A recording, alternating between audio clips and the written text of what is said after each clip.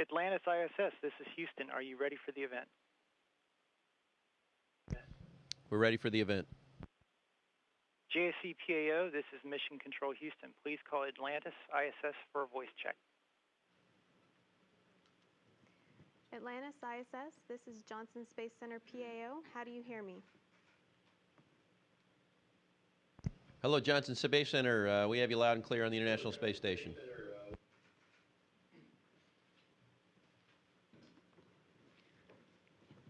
Good morning. This is Eric Berger with Houston Chronicle. Congratulations on such a great mission so far. There's been a lot of talk about last during this flight, and I want to ask about a first. Specifically, do any of the crew members of Atlantis plan to stick around with NASA to fly in the MPCV, or is that something that is a bit too far in the future? Thank you.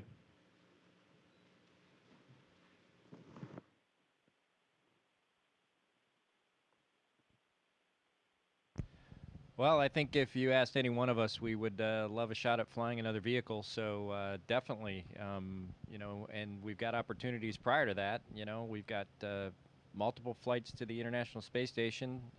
You know, we're going to crew this beautiful complex for the next 10 years plus. So there's plenty of opportunities to fly, and I don't see any reason why not stay and see what happens. It's a real bright future. Good morning, Ted Oberg from Channel 13 here in Houston. Great to talk with you guys. I'm curious, what have you done in your downtime on this mission to make sure that you capture some of these last moments? What things have you made sure you saw out the windows or done with the shuttle? Tell us a little bit about how you've spent your downtime.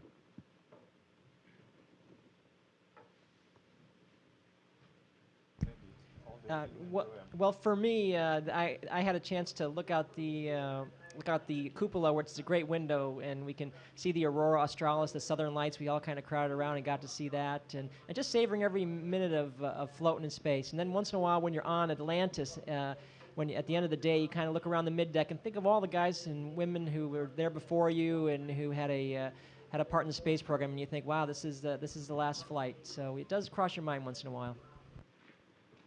Good morning. This is John Donnelly with Fox 26 here in Houston also, and I'm passing along a question from one of our viewers. She wants to know, what will the astronauts be able to take from the last trip, and will you have a job when you get back on Earth?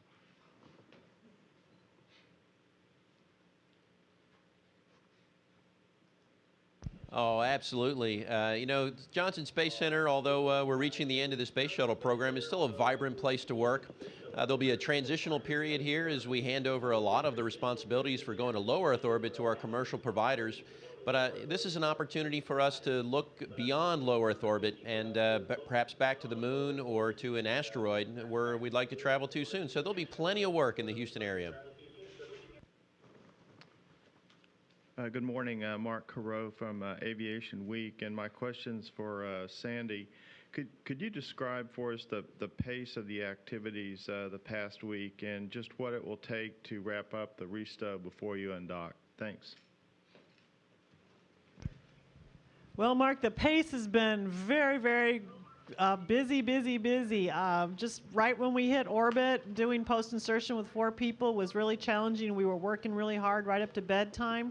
We had a little bit on flight day 2, but since we docked a station, we've been working quite a bit. I think we're getting ahead now, so hopefully the rest of the pace of the mission will slow down a bit and we can actually savor the moment a little bit more than we've been able to until now. Hi, morning. This is Denise Chow at space.com. My question's for Commander Chris Ferguson. Having the opportunity to fly in space and spend time on the ISS, you and your crewmates have a unique perspective of our planet. And for those of us on Earth, I was wondering what message you would have for why it's important to continue exploration, particularly manned exploration beyond low Earth orbit. Yeah, well, I'll tell you, first of all, you really don't get a firm appreciation for just what a fantastic place it is until you've had an opportunity to look out of the cupola. Just over the last couple nights, we've had some incredibly dramatic passes that have that showed the southern lights, just a vibrant green color, and there was a tremendous picture taken last night with a silhouette of the International Space Station and the space shuttle in the background. And there is, I'll tell you, there's a little part of everybody who looks at something like that and says, I cannot believe we're here. This is absolutely fantastic. We absolutely must continue this. And we must go beyond, and we must go back to lunar orbit and perhaps to an asteroid. We need to continue pushing on. We need to press technology. And, you know, humans are destined to explore, and this is what we do, and we need to continue. Gina Sinceri, ABC News for Mike Fossum. Mike, we thought we heard you trying to whistle before your spacewalk on Tuesday. Tell me a little bit about that and why you couldn't whistle. And then when you're done, I'd like you to whistle a tune for me.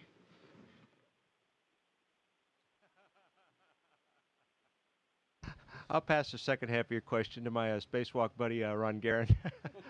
Ron and I were both doing a little whistling in the airlock. It's just one of the strange phenomena where as the pressure is dropping in the airlock, our suit is just, you know, a little over 4 pounds of pressure. And once this air pressure inside the airlock goes down goes down to zero, then your overall pressure is down low. And I think it has to do with the density of the air, but I really can't explain a lot about the resonant frequency of the cavity of your mouth as you're blowing the air through it like that. And so it's kind of interesting. Nobody, I mean, we can all whistle, you know, a normal, and Ron will do the tune, but as it's one of the things that you can physically use to just take a look and appreciate the fact that that things are changing. You can feel the air that you're breathing in is different. It's a lower density, and you can tell that. We have a card, kind of a procedure card in the airlock, and you can wave that back and forth. And as you do, you can feel less resistance on it as the air pressure is dropping. The whistling is just something else to have a little fun with while you try not to think about what's going on. Now Ron's got a whistle.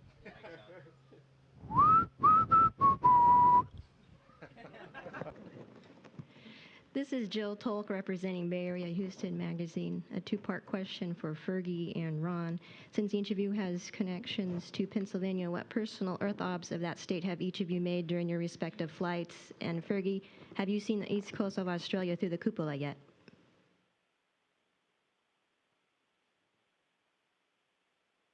Oh, gosh, Jill. First of all, how are you doing? You know, I wish we had enough time to look out the window. We did catch a little look at Philadelphia, the Philadelphia-New York, the Philadelphia-New York area. We passed over there, I think it was the evening of Flight Day 2, and we had a chance to look out. And have we passed off the east coast of Australia? Yes, absolutely we have, and I think that's one of the opportunities we have to take a look at the Southern Lights, but I really didn't have an opportunity to do a whole lot of coastal searching, if you will, to find out exactly where we were. And I'll turn it over to Ron. Well, Sasha and Andre and I have been here 101 days today, but who's counting? And so we've had a lot of opportunities to look out the window, a lot of opportunities to see our unbelievably beautiful Earth.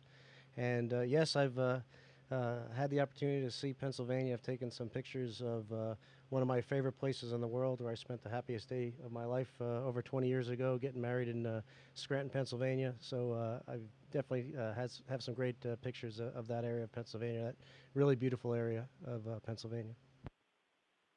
Hi, this is Robert Perlman with CollectSpace.com with a question for Rex. There's a tradition among shuttle crews to leave their mark, their mission patch, on various walls of the space station. Can you share where you and your crewmates plan to leave your emblem? And will you be adding any other commemorative mementos or emblems to signify this is the last space shuttle to visit the ISS? Yes, they do have a place where we leave the patches and our stickers, and we're going to leave our patch probably in Node 1, and we should leave a sticker in the airlock because we consider ourselves one big team here with the shuttle and the station, and we all executed the spacewalk. It was Mike and Ron, the great guys who went outside and did that spacewalk, but we all helped them, and so we'd like to put one of our mission stickers in the airlock. In regards to other things that we're leaving up here, I'll let Fergie, if you have any other additions. Sure, we can talk about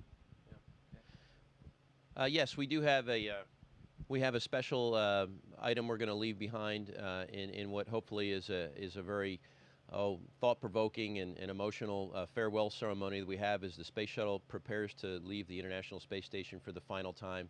And I would just ask you to perhaps hold on until that moment, and you'll get a look at what we have in store. Atlantis ISS, this is Houston ACR. That concludes questions from the Johnson Space Center. Please stand by for a voice check from Kennedy Space Center, PAO. Atlantis ISS, this is Kennedy Space Center, PAO. How do you hear me? Hello, Kennedy Space Center. We have you loud and clear. Magazine. I was wondering if you could highlight some of the scientific experiments that you're working on the International Space Station that you think will particularly inspire the public back here on Earth.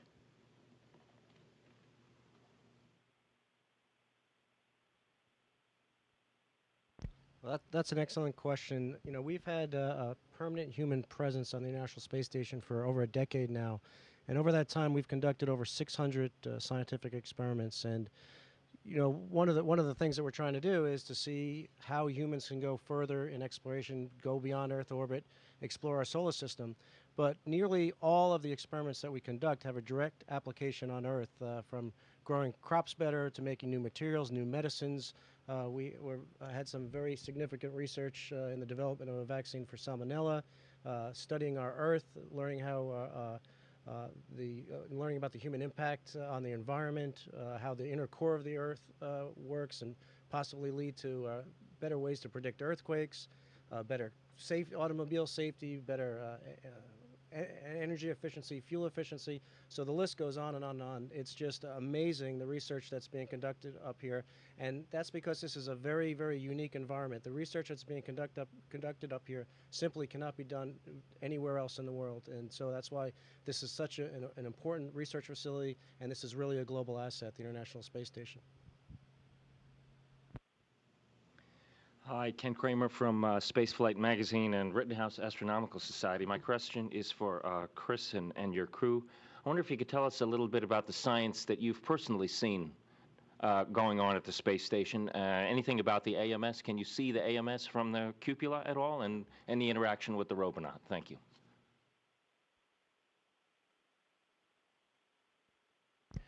Absolutely. We had a great opportunity, Ken, to see it out the window. As a matter of fact, on the first EVA, the only EVA, Ron and went out there to put another payload and had an opportunity to take a loop around it, and we had a chance to watch him out the window. So it's out there, and we understand it's just doing fantastic science.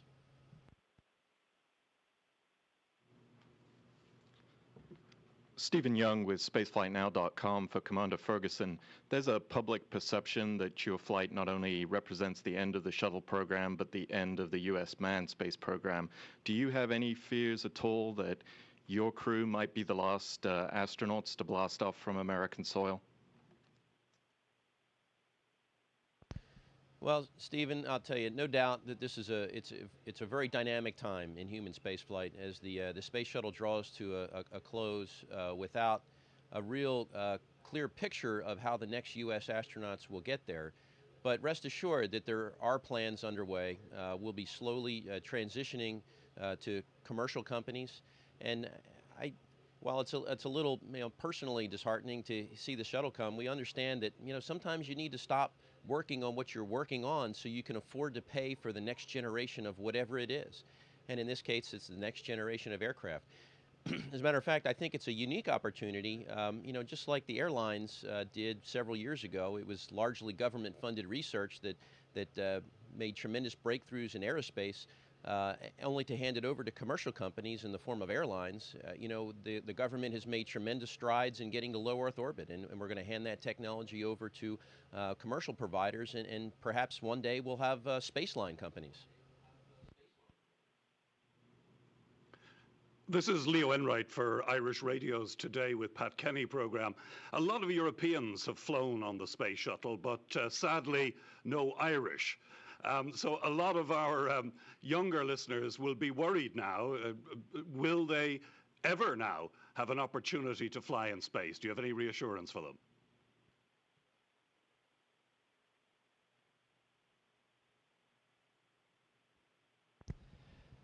Well, actually, I'm a fair amount Irish, and I'm up here today, so we'll call that good enough for now. And I guarantee you, there'll be an Irishman on board a spacecraft in the not-too-distant future. So I don't think they have anything to worry about, and I think they should, if they're interested in space flight, to just continue to study hard and you never know what would come next.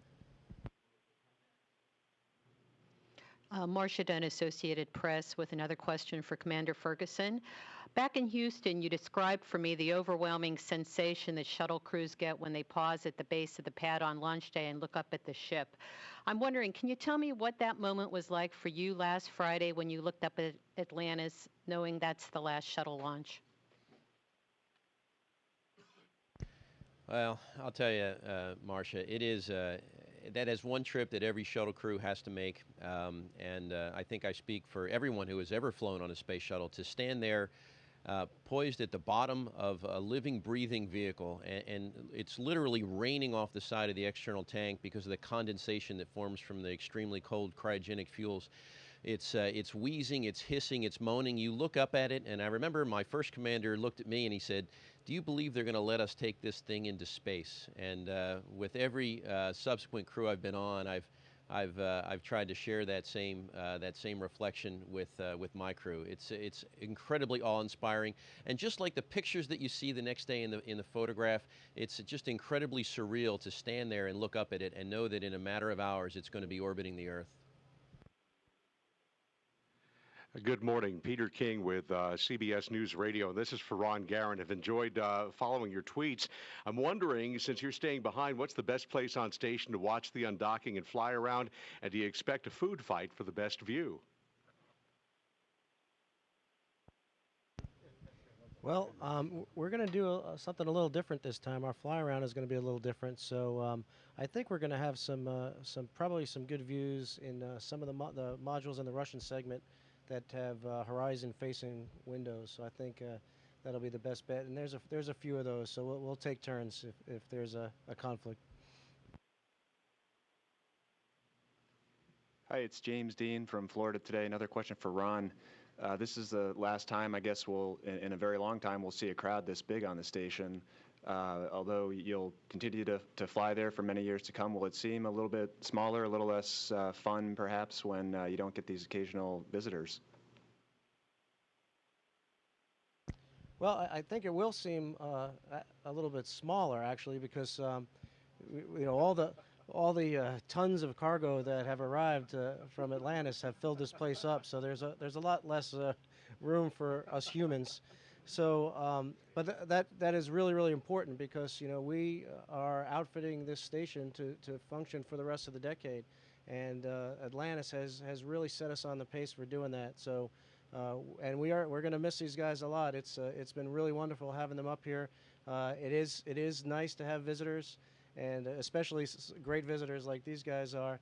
And, it'll be sad when that stops. But, we're going to continue on. This place is amazing, and it's going to continue to function, continue to be utilized in great part because of the great mission so far that these guys have conducted. Hi, it's Bill Horowitz, CBS News, with a question for, I think, Sergei Volkov, if I could.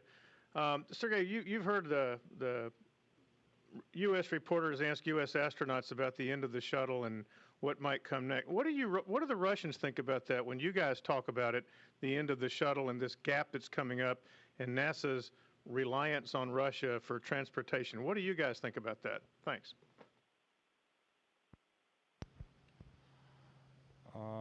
For us, it's also very sad that no more shuttles will appear on board the station because thanks to this brilliant machine, we were able to build this station so big and ready to have 6-person crew. Of course, we would like to continue to fly with our friends, and Soyuz are ready to continue this exploration of space and low orbits. David Waters from spaceflightnow.com. At the beginning of the shuttle program, it was John Young and Bob Crippen. That was one end of the bookend. You're the last shuttle crew to go up. Kind of bookend this for us and tell us, for people listening to this, how you want people to look back at the shuttle program. That one for Chris Ferguson, please.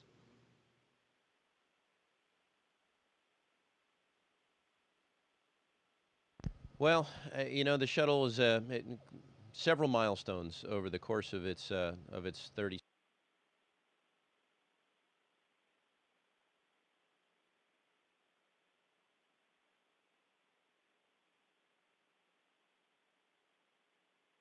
they have to live it through the pictures and the images and the stories that the astronauts bring home. They don't get to see it and touch it and feel it like we do vehicles that go up and down like the space shuttle.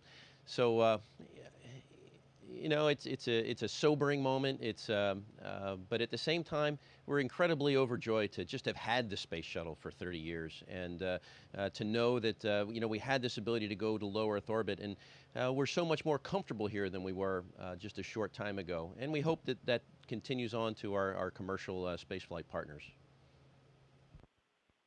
And Chris, I'm so sorry to do this to you, but we lost your video downlink for the first 30 seconds of that answer. So if you could just start that part again and just tell us, when we look back at the 30 years of these, I thought it was you didn't like my question, but anyway, when we look back at the 30 years of the Space Shuttle program, what do you want people to remember about the program? Well, yeah, we don't have the fade to black switch up here. I wish we did sometimes. But you know, of course, we have the International Space Station to look back upon. If it weren't for the space shuttle, the station wouldn't be here, and it certainly wouldn't be as large as it is. It's that large payload bay that's in the space shuttle that allows the large diameter that you see around us. It allows us to sit 5 across in here. If it wasn't for the space shuttle, we wouldn't be doing anything like that. Of course, there's also the tremendous observatories that the shuttle has launched throughout its years: Hubble Space Telescope, Compton Gamma Ray, the Chandra X-ray Space Telescope. Plus, the space shuttle has really, I don't want to say we have command of low Earth orbit. We're so much more comfortable here, you know, living and working day in and day out. And we'll look back at the space shuttle as a vehicle that just gave us regular access, and it opened up low Earth orbit so that we can go beyond and we can learn how to live in areas perhaps in lunar orbit or lunar surface or on an asteroid. Atlantis ISS, this is Houston ACR. That concludes questions from the Kennedy Space Center. Please stand by for a voice check from NASA Headquarters PAO.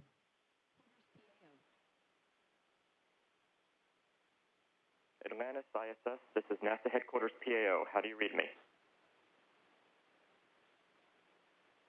We have you loud and clear on the International Space Station. Hi, Suzanne Presto from VOA. Ron, can you tell us a bit more about your science activities on station, particularly any experiments you've been working on that will be coming back down on shuttle? Thank you.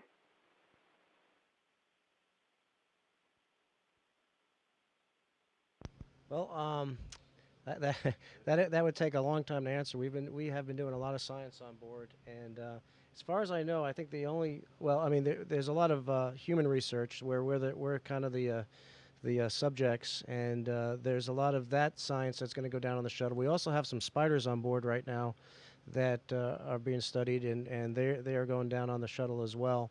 But we've been conducting experiments, fluid experiments, protein crystal growth experiments, plant growth experiments, experiments with the human body and the function of the human body, looking at things like, you know, how to combat osteoporosis. So there's quite a bit of science going on board. Combustion science we've been doing as well.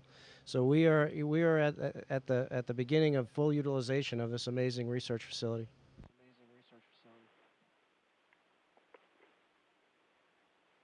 Keith Cowling, NASAWatch.com for Chris Ferguson. This is the last shuttle mission, so most of you are probably not going to get to fly again, or at least not for a few years. And that said, I have to say it must be a little tiring for you as you try and plan a career and stay motivated. You must be like a tennis ball at times, especially when the White House proposes a policy, Congress cuts it, and so forth, and it goes in a circle, and we pretty much don't go much of anywhere. As we speak, you're floating off planet on the edge of tomorrow, literally. That certainly offers you a unique perspective and the ability to be heard. What is it that we should be doing, really should be doing, to explore space? What should our policymakers in Washington be doing? What should they stop doing? And I guess, should we be boldly going somewhere or just continue to waste time doing this in PowerPoint? What would you say? You're going to talk to the president in like an hour and a half or so. If you really wanted to say one thing to him, what is it that you would say to move forward the whole notion of exploring space for real? Hey, well, hello, Keith, first of all, and thanks for the question. Boy, I'll tell you, I do share a little bit of your frustration. We've had a lot of major programs, vibrant and very interesting programs, come and go at NASA without coming to fruition. And a lot of that is it's politics driven, a lot of it is funding driven, a lot of it is due to dynamic events like, for example, the loss of Columbia. These are certainly things, some of them are clearly out of our control. And to answer your question, if there's one thing that we could do to focus, if you will, efforts, it's to just appeal to Congress to focus on the long term. Look at the horizon. Don't look 1 or 2 years in the future, but look at 10 years and see where you want this nation to be. And I understand that the president has a space policy, and I think that that's fantastic, but we need to retain a coherent, meaningful space policy that will take us more than just 1 or 2 years in the future, that will take us out to 10 and 15 years. A decadal plan, if you will, of where we want this nation to go in space, and make it a law to follow it, so that, perhaps congressional representatives, senators, presidential administrations are obliged to follow the policy that this nation set forth, so we can chart out something that's 10 or 15 years in a destination and not just 1 or 2. Atlantis ISS, this is Houston ACR. That concludes questions from NASA headquarters. Please stand by for a voice check from Marshall Space Flight Center, PAO. Atlantis ISS, this is Marshall Space Flight Center, PAO. How do you hear me? We have you loud and clear. Hi, my name is Ricky Klaus from WHNT News 19, and I wanted to ask, much of the world was watching as you guys skyrocketed into space, excited, loving to see you. What was going through your heads when that was happening?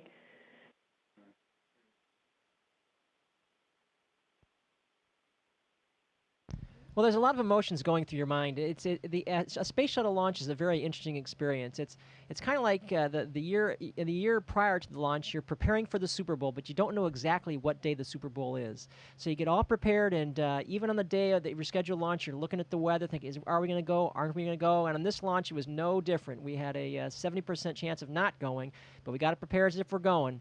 And you walk out there and you look at this amazing vehicle on the launch pad, and you just nothing comes to your mind but wow. And you get up there and strap in, and you're still waiting, and you never know for sure whether you're going until at the last second, because we had a hold at 31 seconds, and we're going, oh no, now what? And the funny thing about that is they picked up the count, and all of a sudden it was like ready, set, go, and bam, we were off to the races, and we were getting shot off the planet, and it was just absolutely amazing. So the whole ride up, you're big, wide-eyed, and just experiencing all the thrill of the G's, and also the incredible sights and sounds you hear. With Way 31 in Huntsville, you guys are part of a very exclusive club on the last shuttle mission. What are some of the moments that you're relishing the most right now?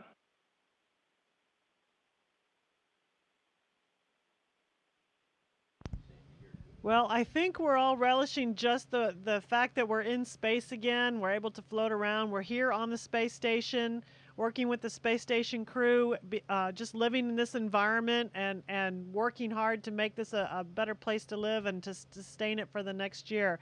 It really is special being up here, and whenever we're up here, we just try and savor that as much as we can, whether you're on your first shuttle mission, your second shuttle mission, or the last shuttle mission.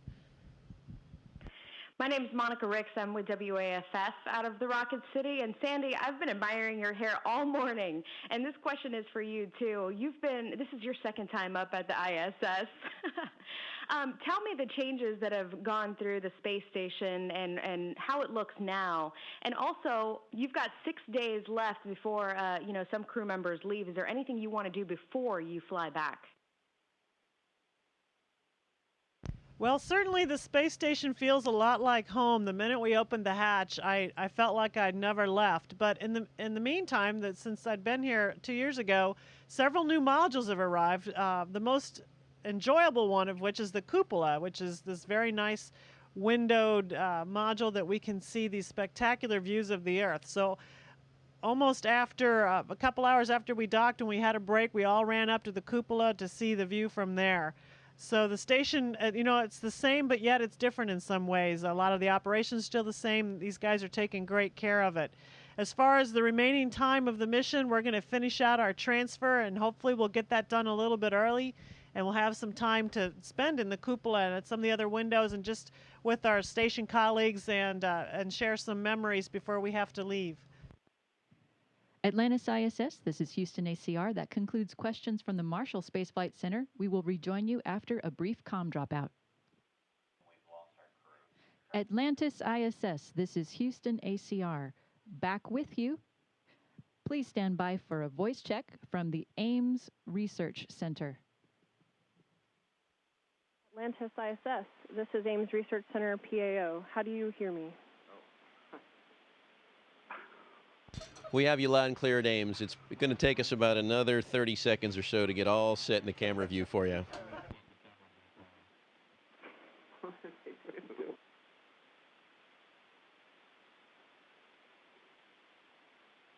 That was probably the most entertaining thing you'll see all day. So.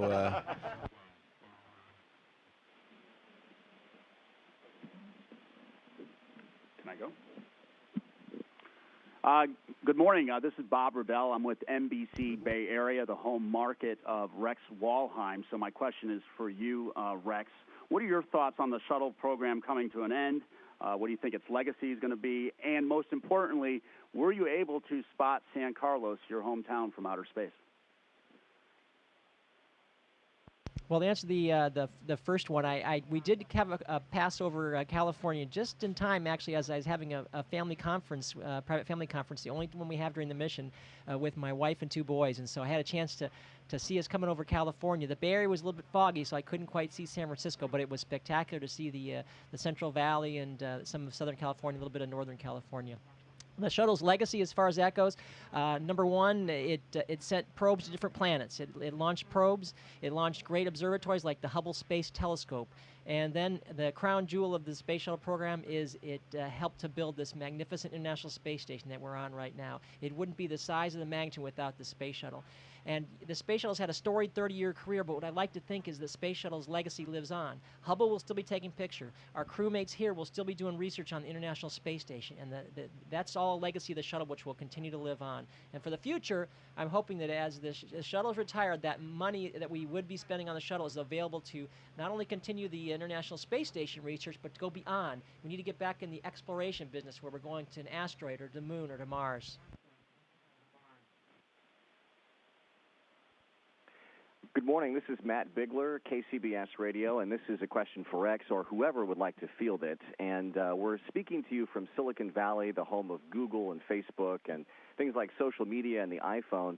And my question is, what effect do you think that some of these high-tech innovations have had on America's interest in space travel and our ability to explore the final frontier? Well, I think the technology it has an inherent interest, and people just take an inherent interest in it.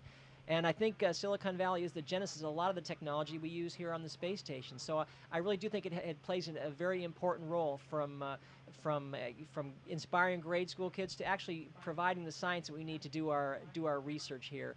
And I think that's going to always keep people curious, and curiosity is a very important thing that you need to be able to develop a space program and then develop a good research program that can really pay incredible dividends here in space.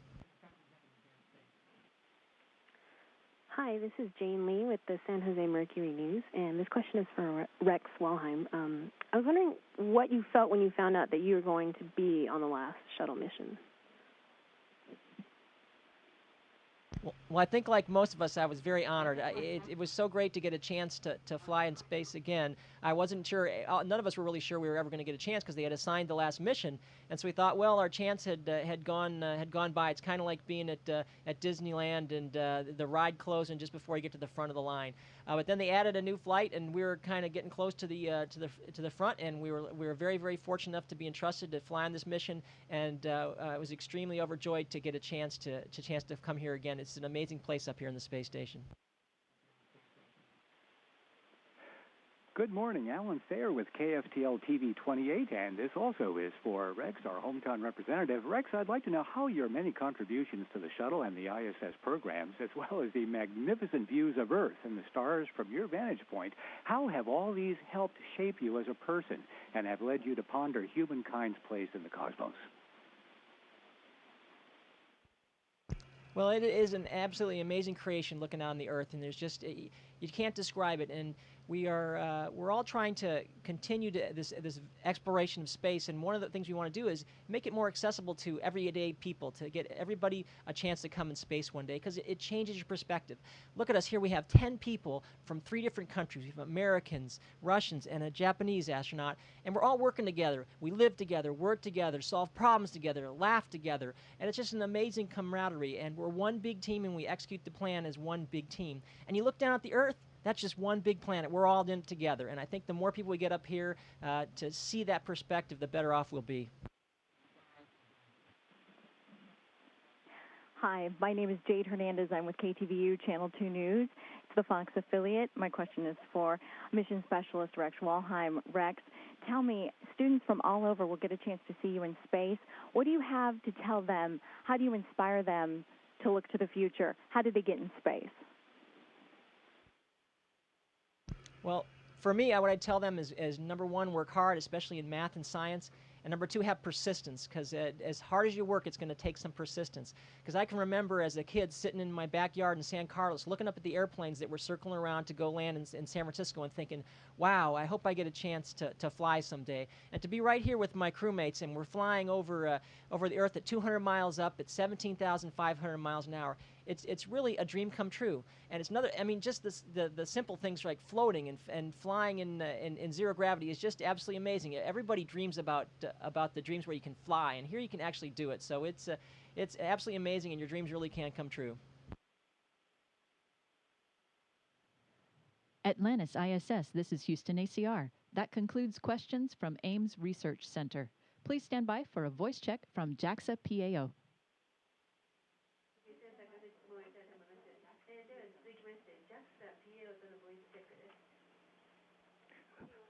Atlantis ISS, this is JAXA PAO. How do you hear me? We read you loud and clear. How me?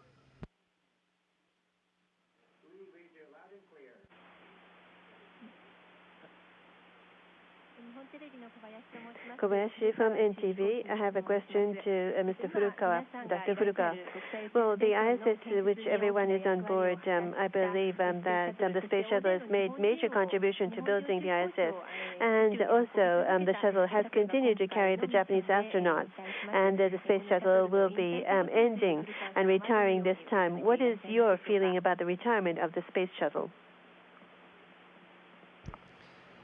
はい。スペースシャトルは、日本そして我々日本人に、夢と希望と挑戦する心を与えてくれたと思っています。brought about hopes, dreams, and also a challenging spirit to Japan as well as the Japanese people. And for the Japanese astronauts who were on board the ISS, I believe that the fact that I personally was able to welcome the crew on board the last space shuttle was something of a great honor for me. It is regretful that the space shuttle will be retiring, but I believe that this is a step towards the future programs. It will be a new starting point for future programs. I think that the U.S. and American colleagues have a challenging spirit, and I respect them very much for that challenging spirit. My name is Saito from NBS. I have a question to astronaut Furukawa. Well, I'm reading your Twitter messages all the time. Well, you've said that you're growing accustomed to zero gravity. And have you experienced any changes in your physical condition or your mental condition, something interesting? And also, could you talk about it from a doctor's perspective as well as an individual's perspective? 区別するのが難しいんですけども、一つは、面白いなと思っているのは、It's very difficult to make a distinction there, but first, what I feel interesting is that my senses, how I feel. Well, yes, you lose the feeling of being vertical or horizontal. Now, where your legs are located, feel like it's the floor. And if you change your posture, and then that place where your feet are located feel like the floor. So I think that when we say the upside and downside, it's just for the sake of convenience. In outer space, I think it's just in relative terms that you feel that you're upside down or the other way around. Haruno from NHK, astronaut Furukawa. Another thing about the shuttle. Well, it was in TOF. The Soyuz. You've flown the Soyuz, but don't you wish that you had been on board the shuttle? はい、いいご質問ありがとうございます。もちろんThank you for that very good question. Of course, in order to become a mission specialist, I have undergone harsh training, and I wish I had been able to travel on the space shuttle, but not everything goes as you wish in life. But at present, I'm very satisfied because there are three reasons for this. First is that the Soyuz, this is a very highly reliable Russian space vehicle, and I was able to board the Soyuz, arrive at the ISS, and to make contributions to the ISS activities. And the second is that I, as a Japanese astronaut, was able to welcome the last crew on board the space shuttle, and also space shuttle Atlantis. I believe that I was the first to encounter Atlantis, and also Chris Ferguson, the commander, has made my wish come true, and he let me sit in his commander's seat and take a photo. So that was a wish come true. I'm Komiyama of Asahi Shimbun News. Question to Dr. Furukawa. This is about the month since you have left the ground, and probably you have opportunity to look at the disaster hit area from IS. If you have any message to those people who have been impacted by the disaster, would you please give us the message? 東北地方、私自身も高校生の時に旅行したりして、とても皆さん心が温かくて素晴らしい地域だったことを Tohoku area when I was a high school student, and I was very moved by those people who were very friendly people there. So I have very good memory of visiting there, and 4 months have passed, but I believe that things are still very difficult for them. But what I can say is that if we continue to do what you can do on the day, tomorrow would be better than today. And also, all the colleagues from here, from U.S. and Russia, everyone very much concerned, and they give good wishes, and not only U.S. and Russia, but all the people in the world cheering up and trying to be support. So I hope that keep on trying, Japan. This is a question to Mr. Furukawa again from Yomiuri, the newspaper. You had worked very hard for the last 12 years, and you finally came to the space. And did you encounter anything that you didn't expect in space? ほとんどのことは訓練通りです。で、Well, most of the things went as I had been trained. However, one thing that I was a bit surprised was that the things do not stay on surface, because if it is on the ground, if we put something of objects on table, it will stay there, but it will flow out in space. So here we use Velcro to try to fix them on surface, and even if it is fixed, sometimes they float. So that was rather things that I was not trained enough in on the Earth, so I'm learning it in situ here. I'm Oe from Uchu News, Space News from TV Tokyo. You earlier mentioned that, but I understand that you visited Space Shuttle to hear wake-up call. So you are now in space and you visited Space Shuttle, and how did you feel listening to Wake Up Call by Elton John, I understand. How did you feel about it? やっぱりスペースシャトルの中に入りますと変な話なんですけども、ヒューストンにある訓練用 Well, のスペースシャ when トル I に本当に went そっく into りだな、 space それだけ shuttle, 訓練用のものがよくできてる、それにそっくりだなっていうのを感じました。But I felt that it was really looked like the training space shuttle in Houston, so it's made very well, and it smelled actually very much like a training facility in Houston. So it was exactly the same environment as I had been trained in Houston. I was very moved to hear the wake-up call music by Elton John. And I was very grateful for that opportunity that was given to me. Dr. Furukawa, I would like to hear about World Cup, ladies, women's World Cup, and you have a lot of American, U.S. friends around here, but what do you think is going to be the result and score この場でそういう for そ the のご World 質問 Cup にお答 final? えするのは多分難しいかと思うんですが、とにかく私としては選手の皆さん、サポーターの Well, 皆 it さ might ん、 be そし difficult て to 関係 answer 者の to 皆 your 様 question 全 in て this がベ environment, ストを but 尽くさ what れ I るこ can とを say 願 is っ that ています。 all the athletes, supporters, all the people who are concerned there, I hope that everyone would do their best. That's my wish. Atlantis ISS, this is Houston ACR. Thank you. That concludes the event.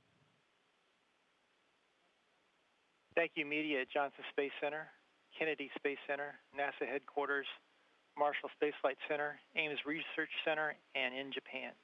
Atlantis ISS, we are now resuming operational audio communications.